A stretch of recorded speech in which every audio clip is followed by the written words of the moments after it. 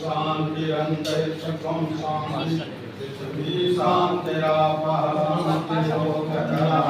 शांतिरमस्पतयः शांतिर्विश्वानन्वा शांति सा शांतिरेति यतस्समीहसे ततो नो अभयं कुरु सतनः कुरु प्रजाभ्यो अभयमापस्वस्य सुशान्तिर्भवतु। ॐ चन्द्रमा मनसो जातः चक्षुः सूर्यो अजायत श्रोत्राद्वायुश्च प्राणस्य मुखादग्निरजायत।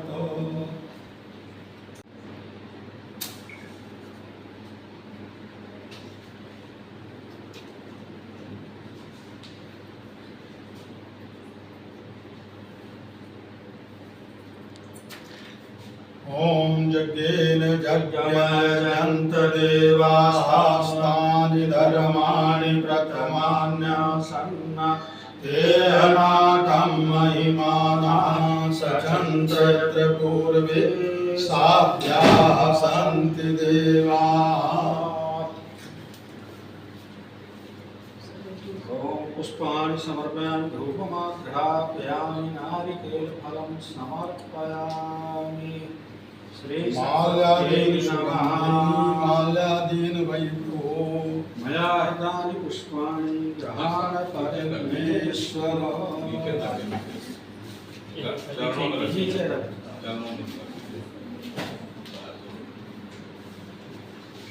पुष्पांजलि समर्पयामि। नमः श्री सरस्वत्यै नमः।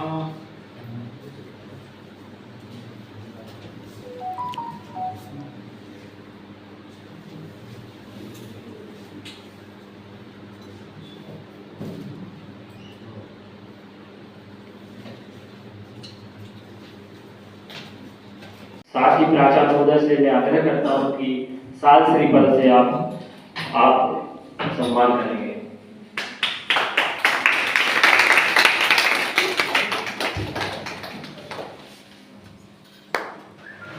डॉक्टर के सम्मान के लिए मैं निरंतर से आग्रह करता हूं कि पुष्प माला से आप स्वागत करेंगे और प्राचार्य महोदय साल श्री पद से सम्मान करेंगे। आदरणीय सम्मानीय डॉक्टर दीनबंधु मिश्रा जी के लिए मैं हमारे बीच उपस्थित रमेश चौधरी जी से मैं आग्रह करता हूं कि आप पुष्प से स्वागत करेंगे और प्राचार्य महोदय साथ ही स्वागत करेंगे, सम्मान करेंगे।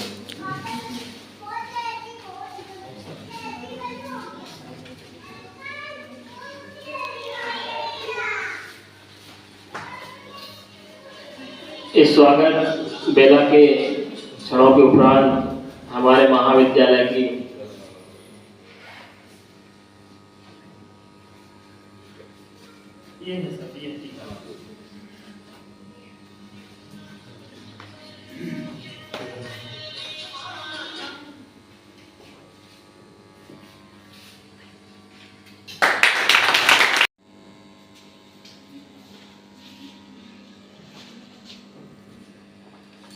ये बड़ा ही पावन और पुनीत क्षण है कि हम भारतीय परंपरा और गुरु शिष्य परंपरा को याद कर रहे हैं। साथ ही हमारे भारतीय परंपरा के संवाहक वरिष्ठ बुजुर्ग पीढ़ी का आज इस महाविद्यालय में इस मंच से स्वागत किया जा रहा है।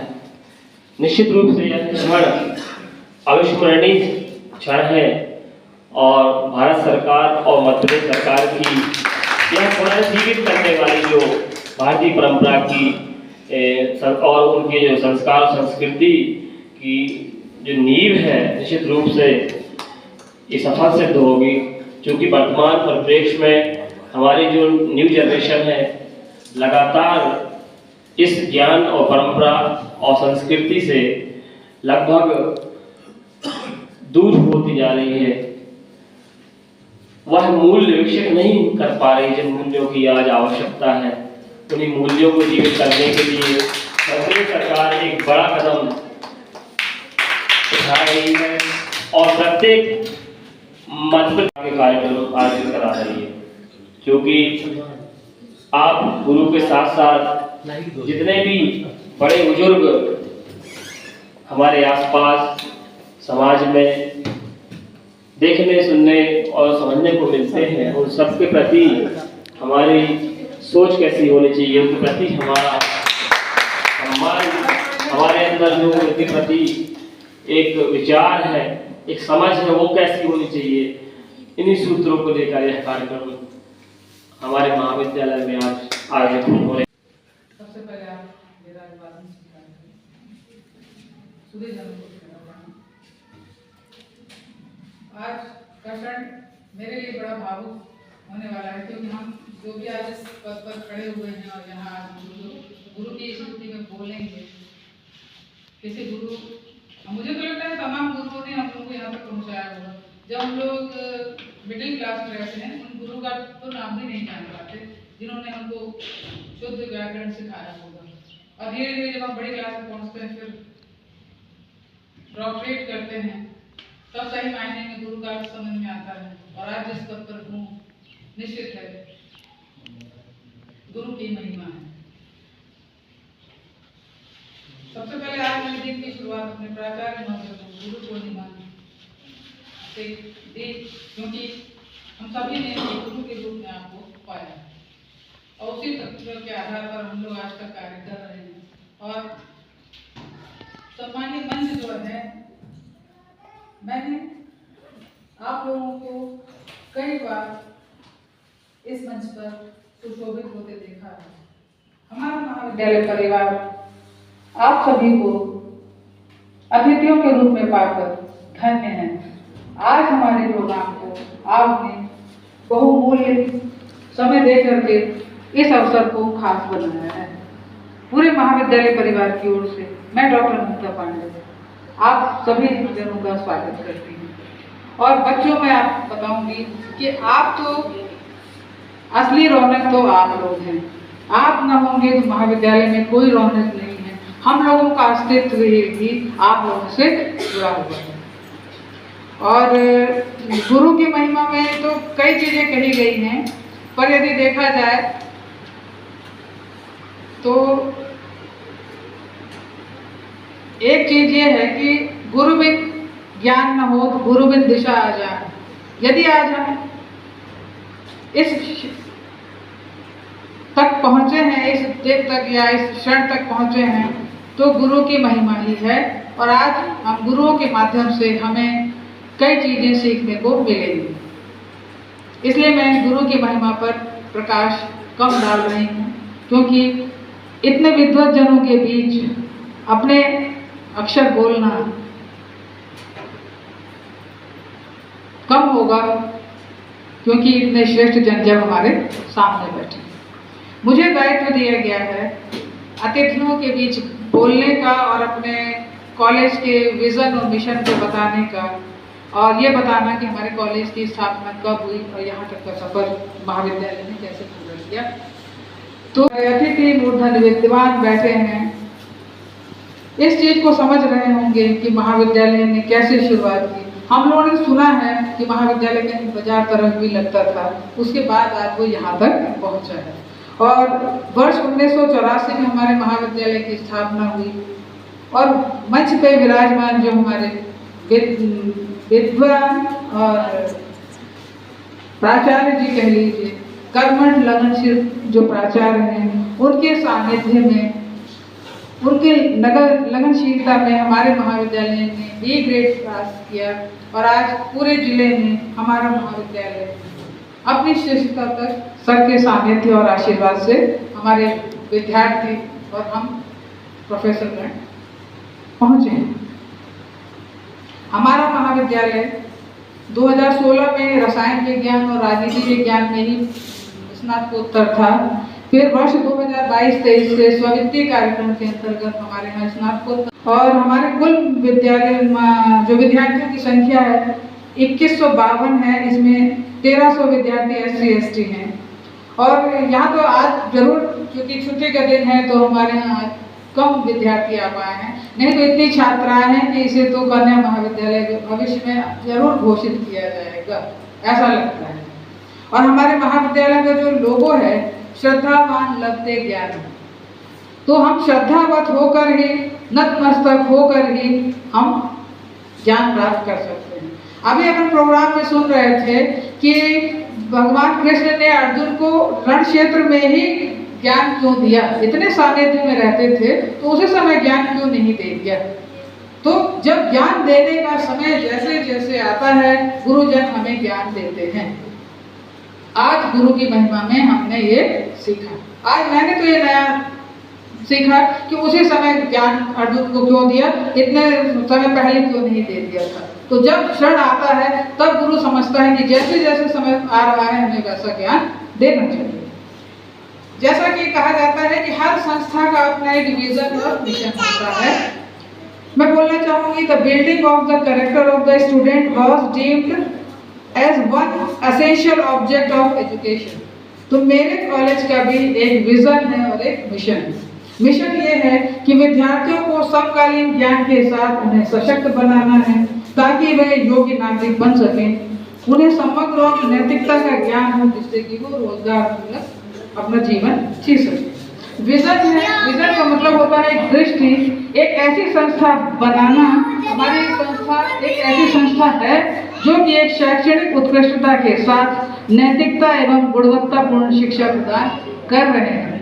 और जब मुझे तो आए अभी यहाँ 4 वर्ष 7 माह हुए हैं, प्राचार्य महोदय के द्वारा प्राचार्य जी ने भी अटेस्टेशन किया है, हम प्राध्यापकों ने भी अटेस्टेशन किया है। हमारे महाविद्यालय से छात्र एमपीपीएससी, यूपीपीएससी से चयनित होकर कई शासकीय पदों को शोभायमान हो रहे हैं। नैक के समय तो मैंने कई तहसीलदार और अन्य उच्च पदों पर आसीन विद्यार्थियों को देखा जो सर के सानिध्य में आज भी आते हैं, बड़ी लगनशीलता से कार्यक्रम में साथ देते हैं। तो मैंने एक छोटा सा संक्षिप्त परिचय महाविद्यालय का दिया। मंगल, मैं आपको बहुत आभार व्यक्त करती हूँ, आपको धन्यवाद देती हूँ कि आपने मुझे इस योग्य समझा और आज मुझे ये बहुमूल्य अवसर दिया। सभी अतिथियों का फिर से पुनः एक बार बहुत जोरदार करतब ध्वनियों से आपका मैं स्वागत करती हूँ।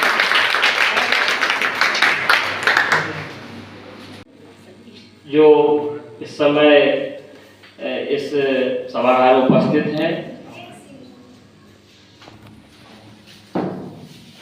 वो आएंगी और गुरु के सम्मान में, गुरु की स्मृति से इसमें आप लोग गुरु वंदना यहाँ प्रस्तुत करेंगे। तत्पश्चात इस कार्यक्रम को आगे गति प्रदान की जाएगी।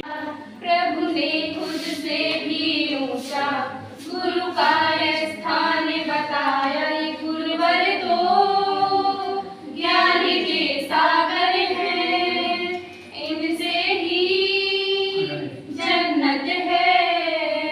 ये गुरुवर तो ज्ञान के सागर हैं, इनसे ही जन्नत है। गुरु में संसार समाया, उनका है आशीष पाया। प्रभु ने खुद से भी ऊंचा गुरु का है स्थान बताया। ये गुरुवर तो ज्ञान के सागर हैं, इनसे ही जन्नत है। गुरु रत्नाकर गुरु जी है, हम सबके तारनहारे। सबकी जीवन नैया को देते हैं वो किनारे। 57 साल उन्होंने ज्ञान का अमृत बांटा। ये गुरुवर तो ज्ञान के सागर हैं, इनसे ही जन्नत है। समय की अपनी एक वाध्यता है, क्योंकि समय का अतिक्रमण मैं नहीं करूँगा। मैं सीधे मंचासीन हमारे संस्कृत के आचार्य के रूप में विराजमान डॉक्टर और आचार्य दीनबंधु मिश्रा जी से आग्रह करता हूँ कि आप अपने ज्ञान से, अपने अनुभव से उस लंबी गुरु परंपरा से जो आप जुड़े रहे हैं, हम सबको परिचित कराएंगे, ताकि भविष्य में भी हम सब बच्चों का मार्गदर्शन कर सकें और आपके बताए मार्ग पर भी चल सकें। आदरणीय जिनमनु मिश्रा जी। वंशे विभूषित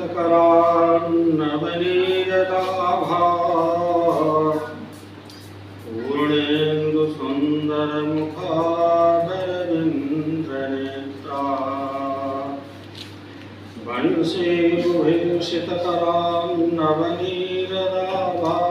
पूर्णेन्दु सुंदर मुखादरविंद्रनेत्रा वसुदेवसुतं देवं कंसचाणूरमर्दनं देवकी परमानंदं कृष्णं वंदे जगद्गुरुं।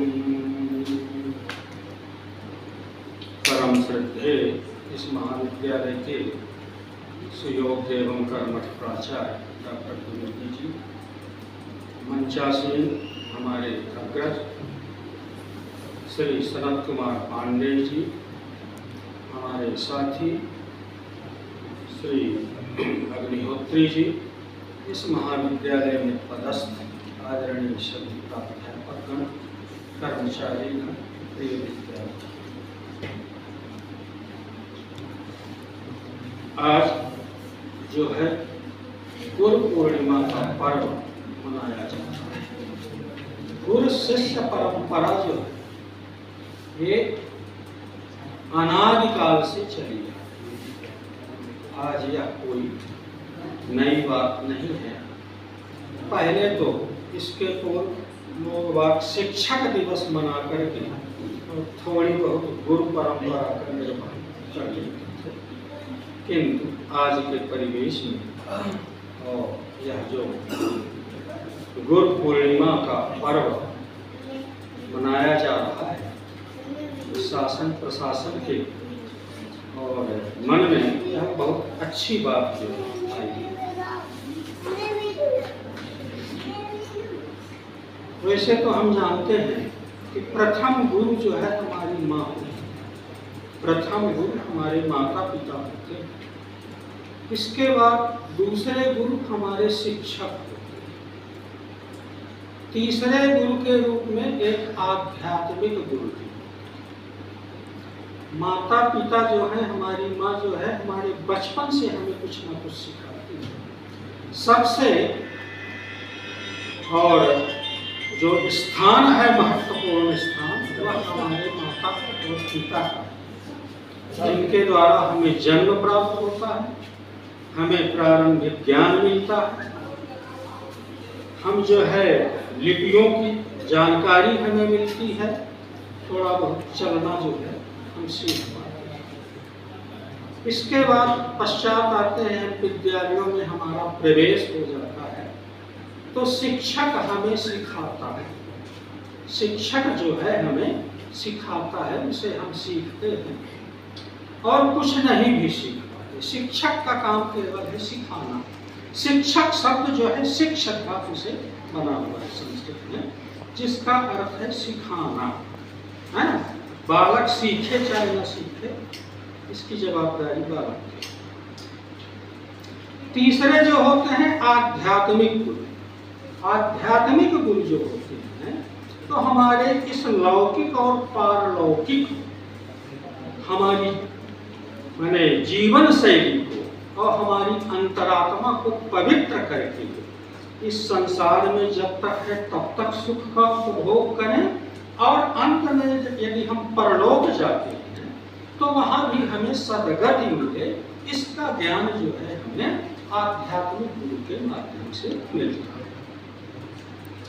अब ये शिक्षक की श्रेणी में और बढ़ के जाते हैं, है ना। शिक्षक के बाद आते हैं आचार्य लोग आते हैं। आचार्य लोग क्या करते हैं, अपने आचरण से ज्ञान के साथ साथ अपने आचरण से भी विद्यार्थियों को सिखाते हैं। ऐसा आचरण नहीं करते कि माने विद्यार्थियों पर उसका प्रभाव, कि जैसे मद्य इत्यादि का सेवन करना, गाली बकना, अनाप शनाप विवाद करना, तो ये आचार्यों का कर्तव्य है। उनके आचरण से विद्यार्थी गण सीखते हैं कि हमारे गुरुजी ऐसा कर रहे हैं, हमको भी ऐसा करना चाहिए।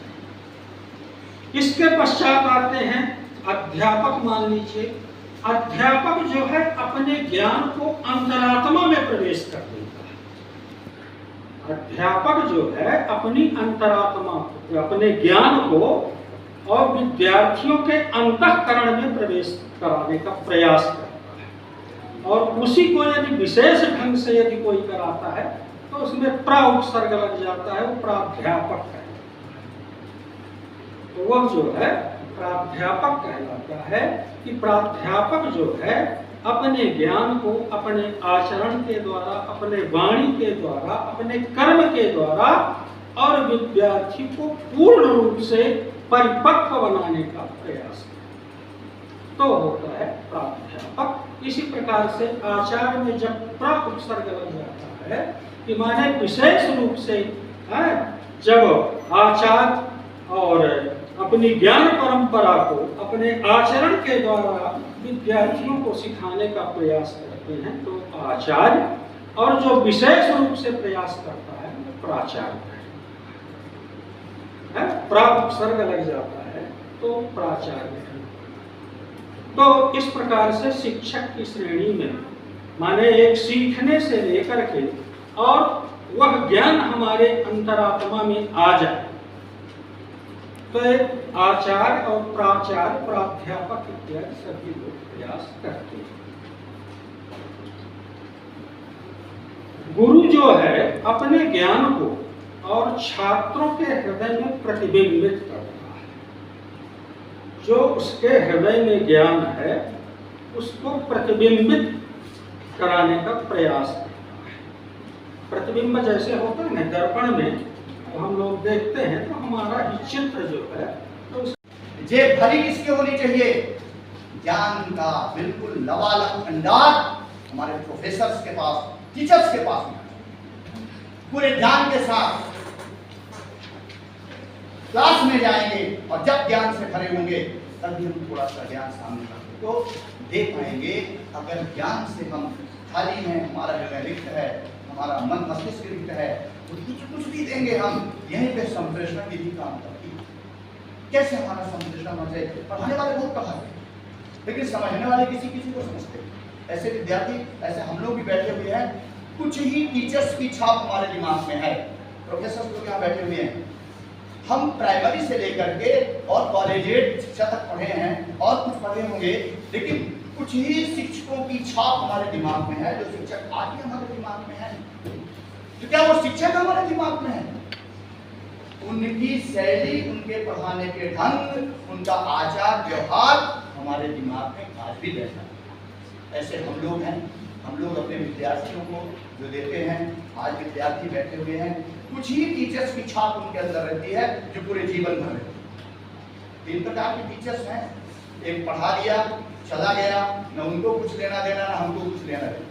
दूसरा पढ़ा दिया, टीचर सुन लिए, लिख लिया, परीक्षा पास कर लिया, बहुत बढ़िया हो गया, परीक्षा में उत्तीर्ण हो गए, हमारा काम खत्म। देंगे तीसरा भी होता है, पढ़ा दिया समझा दिया, उसके जीवन शैली, उसकी पढ़ाई, उसको ढंग को लेकर के हम पूरे जीवन तक अपने को लेके चलते हैं, जीवन तक उनको याद करते रहे, उनका आदर्श लेके चलते हैं। यह गुरु शिष्य की परंपरा।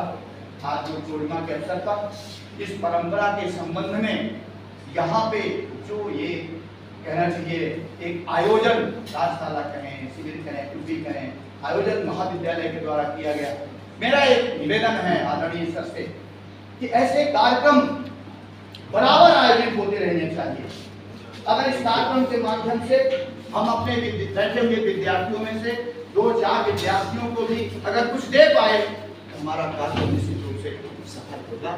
ऐसे कार्यक्रम आयोजन बराबर करते रहें, विद्यार्थियों को प्रेरणा देना, विद्यार्थियों को जगाना, उनको जागृति करना, उनके अंदर छुपी हुई भावों को सामने लाना, निश्चित उस कर्तव्य का पालन हम करें, निश्चित सामने वाला भी उस कर्तव्य का पालन करेगा। आज ऐसे अवसर यहाँ पे मेरा समय की बाध्यता है, ऐसे अवसर पर इसको क्या कहने की इच्छा नहीं होती है, बहुत कुछ कहने की इच्छा होती है, लेकिन संचालक महोदय ने पहले ही थोड़ी इशारा कर दिया है, तो इशारा मेरे दिमाग में है।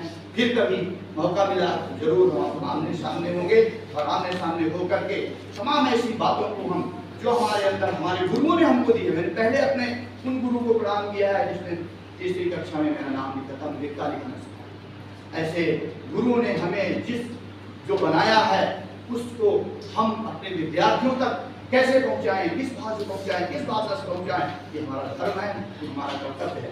और धर्म और कर्तव्य दोनों के पालन करने के लिए हम हमेशा सजग हैं, हमेशा तैयार हैं। हम अपनी ऊर्जा को तुम तक पहुंचाना चाहते हैं, यही एक गुरु है। और ऊर्जा को ग्रहण कर ले वही एक शिष्य है। फिर आगे चल के यही बैठे हुए लोग इधर बैठेंगे और दूसरे लोग बैठेंगे, जब ये इधर बैठेंगे तब हमारे जैसी बात करेंगे, यही हमारी सफलता है। और यही हमारी सफलता का मुख्य साधन है, यही हमारी पूंजी है कि जब तुम लोग बैठोगे इधर और बैठ करके हमारे जैसे ऐसे बोलोगे, हाथ मत फैला के तमाम चारों तरफ की बातें करोगे, उस समय तुम सफल नहीं होगे, उस समय हम सफल हो जाएंगे। क्योंकि हमने तुम्हें तैयार किया है, तुम दूसरे को तैयार कर रहे हो। माता पिता का ऋण तभी पूर्ण होता है जब अपने संतान को आने वाले कल को हम एक होनहार बना दें, एक सफल बना दें, तब हमारा ऋण उतर जाएगा। अगर हमारे शिष्य भी हमारे जैसे अपने शिष्यों को ज्ञान बांटने लग जाएंगे, तब हम जो ऋण है, हमारे गुरु का जो ऋण है, वो ऋण हमारा उतर जाएगा, तुम्हारे ऊपर चला जाएगा। लेकिन तुम जब बांटोगे तो तुम्हारा ऋण उतरेगा। इस बात को ध्यान रखें कि ऋण और ऋण की भाषा ही गुरु शिष्य की परंपरा है।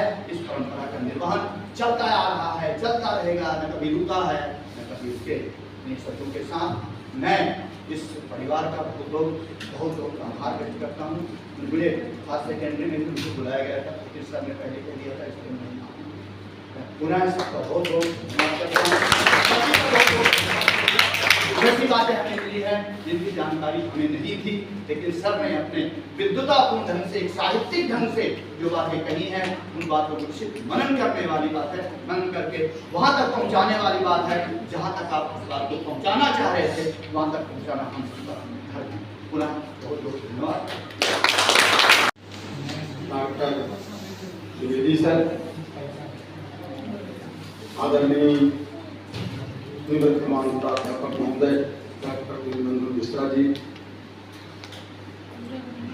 आदरणीय शांत कुमार पांडे जी, विद्वान अधिवक्ता अतिथि के रूप में विराजमान हमारे पांडे सर, हमारे आयोजक महोदय, संचालक महोदय आदरणीय मंगल सिंह जी, सभी महाविद्यालयीन सहकर्मी, सहवर्गी भाइयों और बहनों, प्राध्यापिका माननीय पांडे जी और हमारी बहनें और बेटियां, हमारे आदित्यनाथ शुक्ला जी, इस मनहर और सुखद क्षण में, इस गुरु पूर्णिमा के शुभ अवसर पर कितने सुंदर शब्द सुनने को मिले और कितनी अच्छी बात कह दी जाए, लेकिन समय, प्राचार्य महोदय कह रहे थे कि भोजन का समय हो रहा है, इसलिए मैं अनुमति लेकर ही कुछ बात कहूं। वास्तव में गुरु परंपरा इस समूचे धरती में इस देश जैसी नहीं। एतद् देश प्रसूतस्य सका साधक गिरजन्मना स्वे स्वे चरित्रम शिक्षेरन दिव्याम सर्वमा।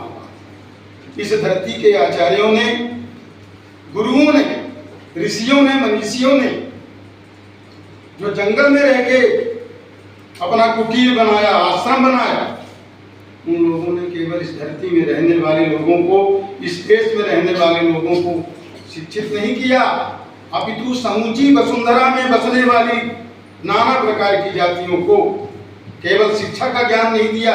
आज भी जर्मनी में गणित को हिंदस्त कहा जाता है, माने अंक गणित की खोज करने वाला अगर कोई भी है तो भारत का ऋषि है, भारत का ऋषि। इसलिए मनुस्मृतिकार ने लिखा कि एतद् देश प्रसूतस्य सका साधक स्वे स्वे चरित्रम शिक्षेरन, चीकर अपने ऊपर ढाल कर, अपने ऊपर आचरण करके समूचे वसुधा को, समूची धरती के मानवों को शिक्षित किया, संस्कार दिया, चरित्र दिया, कला दिया, ज्ञान दिया, जीवन जीने का ज्ञान, शुभ अवसर प्रदान किया। वास्तव में आज जब गुरु पूर्णिमा के अवसर पर कुछ बोलने के लिए कहा गया तभी मेरे दिमाग में एक बात आ रही थी। मानवर वरिष्ठ प्राध्यापक मिश्रा जी ने एक शब्द कहा भी, हमारे छोटे छोटे बच्चों के बीच में ये मन में बात आ सकती है कि गुरु ब्रह्मा कैसे हो सकता है।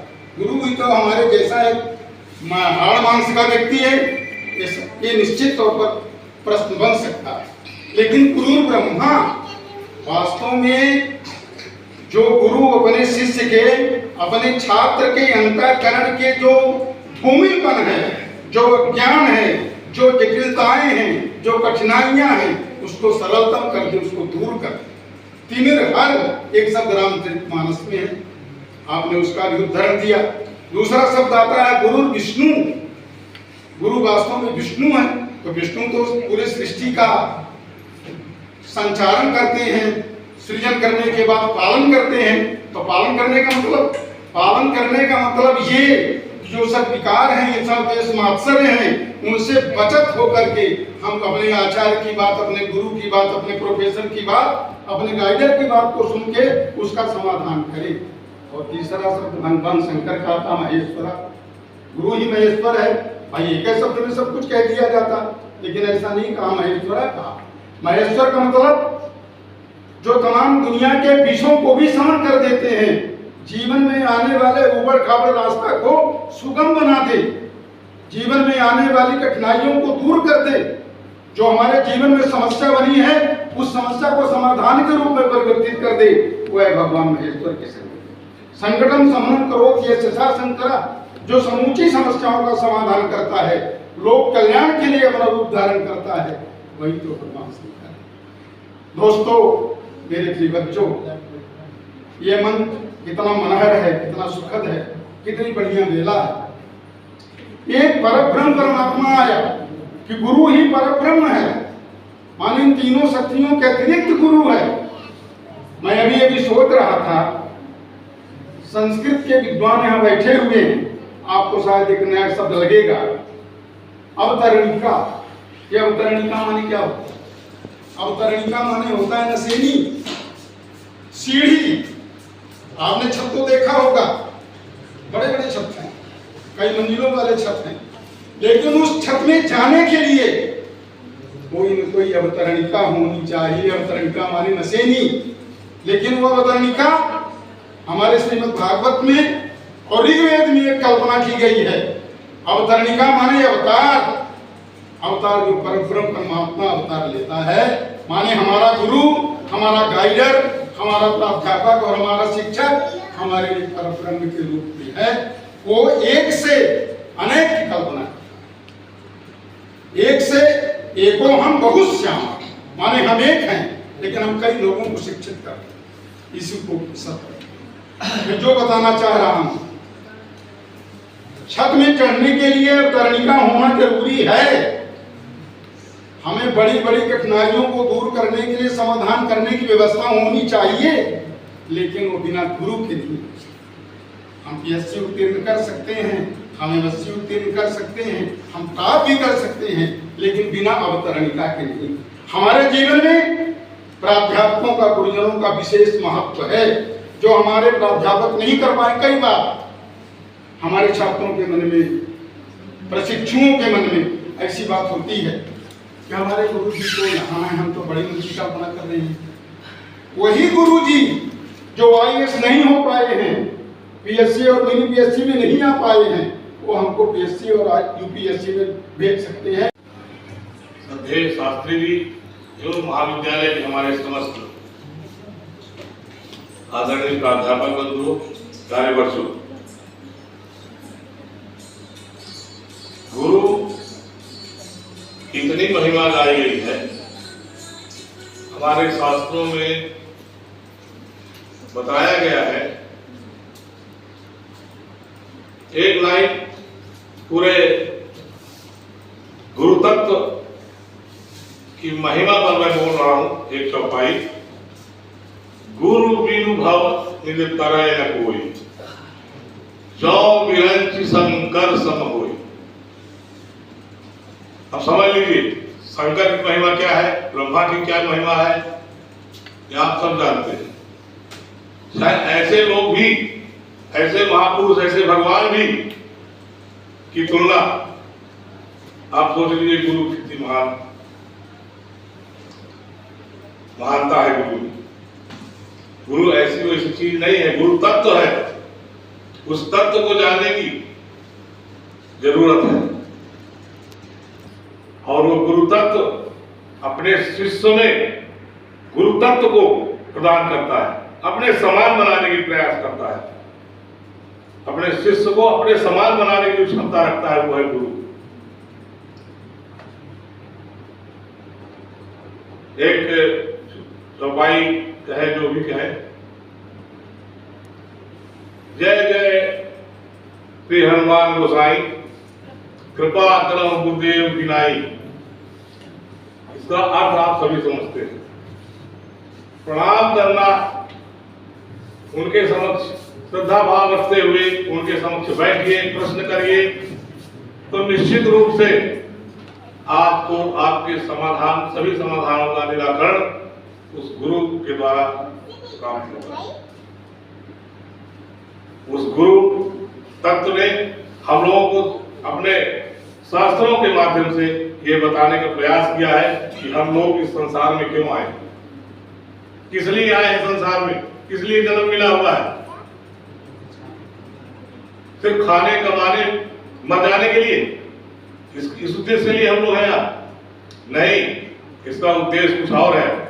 मानव का कल्याण कैसे हो, ये गुरु ने ही बताया है। क्या बताया है? इदम शरीरम कौन्तेय क्षेत्र मृत्यु विधेयते। गीता में भगवान श्री कृष्ण ने अर्जुन को समझाते हुए बोला, क्या बोला? ये शरीर जो है हमारा क्षेत्र है, इसको जो जानता है उसको हम क्षेत्र के कहते हैं। क्षेत्रज्ञ का ज्ञान ही ज्ञान है, इसके अलावा कुछ नहीं है। यत्तद् ज्ञानम मतम मम, श्री कृष्ण भगवान ने कहा, ये मेरा मत है, जो क्षेत्र के ज्ञान को जान गया। समझ रहे हैं? तो क्षेत्र के ज्ञान को जानने के लिए हमारा जन्म मिला है, मानव तन मिला हुआ है। इस मानव शरीर को सफल बनाने के लिए, सार्थक बनाने के लिए भगवान ने ऐसी व्यवस्था बना दी कि गुरु दिवस के रूप में, गुरु पूर्णिमा के दिन, आषाढ़ के पूर्णिमा के दिवस इनका जन्म हुआ था गुरु व्यास जी का, तब से हम मनाते आ रहे हैं। उनके ज्ञान को महाभारत में ही ये गीता का पूरा उद्देश्य है। तो गीता पढ़ना प्रत्येक व्यक्ति का कर्तव्य होना चाहिए। गीता में सारा ज्ञान समाहित है। ज्ञान तभी मिलेगा, हमने अपना उद्देश्य इसी गीता के श्लोक से ही निकाला है। जब मैं यहाँ आया तो मैंने ये श्रद्धावान लभते ज्ञानम का जो शब्द है, 2 शब्दों का मैंने गीता से लिया है। उन्होंने कहा है भगवान ने अर्जुन को समझाते हुए कि पहले श्रद्धा रखो अपने गुरु के प्रति, तभी आपको वो ज्ञान दे सकेंगे। उपदेशत ते ज्ञानम, ज्ञानिनः तत्त्वदर्शिनः, तत्वदर्शियों ने ज्ञान दिया है। कब दिया है? जब उनके पास श्रद्धा करोगे। तो श्रद्धा करना प्रत्येक व्यक्ति का, अपने से श्रेष्ठ जनों का, सबका परम कर्तव्य है। यदि आप अपने जीवन में सफल होना चाहते हैं तो निश्चित रूप से अपने गुरु के प्रति, गुरु के बताए हुए रास्ते के प्रति, गुरु के ज्ञान के प्रति आप श्रद्धा रखिए और उस पर चलने का प्रयास करिए। मैं इस अवसर पर आप सभी का हार्दिक अभिनंदन, आभार। आगे आने वाले समय में भी हर महीने भारतीय ज्ञान परंपरा पर व्याख्यान होंगे, उसमें भी आप लोगों के वचन हमारे विद्यार्थियों को सुनने को मिलेंगे। मैं सभी का आभार हृदय से करता हूँ।